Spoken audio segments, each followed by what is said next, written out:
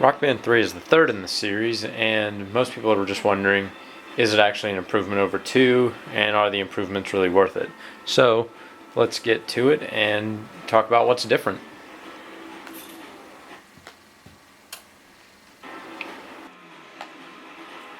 One of the first things to notice is the menu options have changed quite a bit. So instead of quick play, you now have play now, and you're kind of always in your band.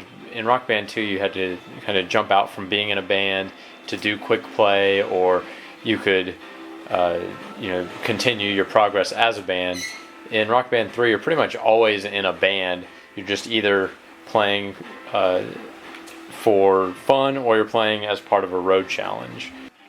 Road challenges take the place of the cities in Rock Band 2, and instead of kind of unlocking stuff in each city as you go, you can see ahead of time exactly how many songs you're going to play. So let's show how one of these works. I've got one in progress, and so let's go on to this one.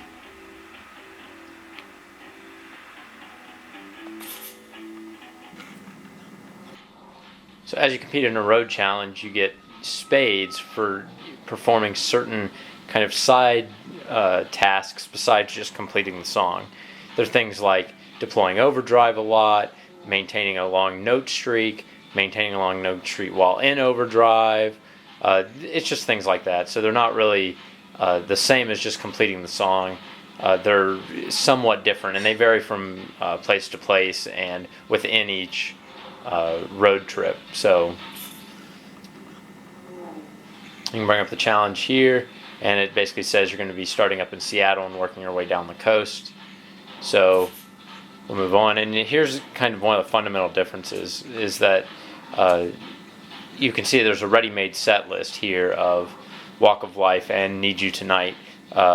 Or if you don't like those songs, you can either say, well, just pick 2 random short songs, or pick 2 random 80s songs, and it pulls those songs from all of your downloaded content, all of your exported content.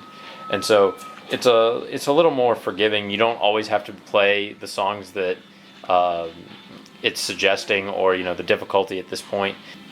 One big improvement over Rock Band 2 is that you're not stuck always playing the same songs. There were times in Rock Band 2 you get later on in the game, and it seemed like you had to play the same song like 6 times, over and over again, just to, because, that's where you were at. And so, okay, you're going to play that song independently, then you're going to play it in a set, then you're going to end up playing another set, and it seems like that they're avoiding more of that here.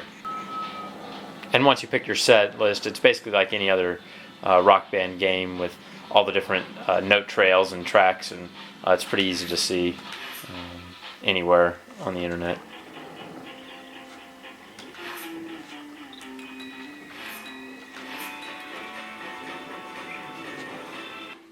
One of the nice things they've improved is the drop-in, drop-out process.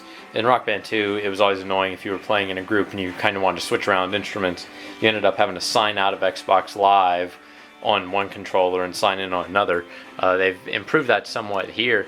Is you can basically pull up your characters, say drop out, go over to your other instrument, and then it'll list the different gamer tags that are signed in, and you can say just swap to those, and then you're on that character. Then what you can do is, once you're signed in, you pick the characters, and you can pick a character underneath your gamer tag and under your save game, and so it's real quick to jump around and change which instrument you're playing without actually having to sign out of Xbox Live. So it's a nice improvement, and hopefully it's something that'll come to more games where there's that kind of play of moving around between the different things. And I will point out that all the songs are available from the beginning. You don't have to pick, you don't have to unlock everything and work your way through it.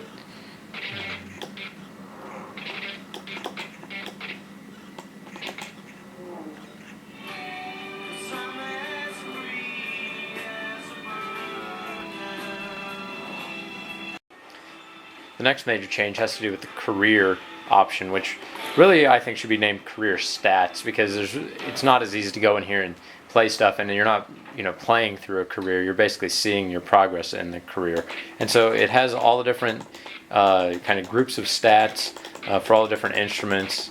The main basic one just being Rock Band, and so there's all the different basics you can do, and things like get 3-star on all the Rock Band 3 warm-up band songs, and then on the Apprentice, solid, moderate, challenging, nightmare, and impossible level songs. And so what's nice about it is, let's say you're like, oh, well, have I done those? Well, over on the right hand side you can see a check mark next to the ones you've done.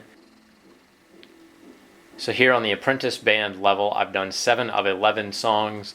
Well, if you wanted to complete this goal, you could look and say, okay, well, let me try to remember which songs I need to play, and then go back to career mode and try to play them there. But they offer a nice option of just, you hit the green button and it basically makes up a set list with all those songs in it, and then you just go right into playing it and picking your instruments and your difficulty levels, and there you go. You'll be done very shortly with those kind of goals. So it's a lot easier than trying to just figure out exactly what it is you have to do and which songs you need to play and at what difficulty levels. And I think it's a real good improvement.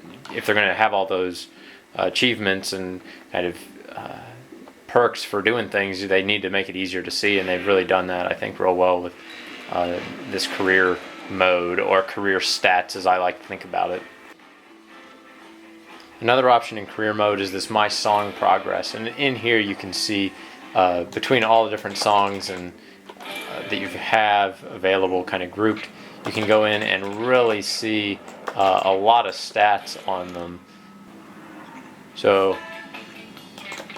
you can really see a lot of stats on them, and if you want to view more info, you just hit yellow, and then you can see that there's just tons of stats as far as your rankings over there kind of flash, and then you can see all the different stats and scores. So you can go through all the different instruments and see how well you did on every instrument. So it's definitely more stats than before. Now the training mode is even more interesting. That's the one that now offers, with the pro level instruments, or pro mode as they call it, you can actually learn how to play an instrument. And so there are pro mode guitars and pro mode drums and pro mode keyboard. And so we weren't sent any of the pro guitars or keyboards, so we're not going to be able to show that. But on the drums you can actually go through and complete training and become more of a, quote, real musician by playing a video game, or at least learning how to do it. The customizations that are around for this Rock Band 3, they've definitely taken a little bit of an upgrade. So if you were used to being able to customize your character, you can basically go in here, choose the characters that you want to customize. The controls that they give for the actual face are now just ridiculous. You can adjust nose width, distance between the mouth. So if you want to create a character, you can actually see that you can get really very different types of characters, and you can go in and adjust all the different attributes very specifically, and you're not as limited as you were in the first one or in the second one.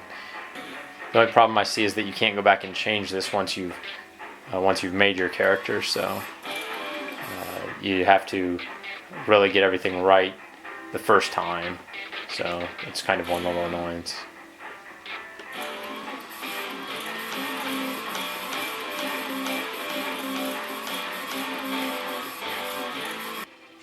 So overall, I'd say there's been some real improvements in Rock Band 3.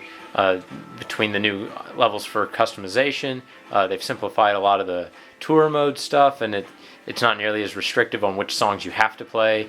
Since you have all the songs available from the beginning, you pretty much get to just play what you want the whole time, with recommendations every so often of, hey, here's some new songs to play, but it's nothing that's absolutely required.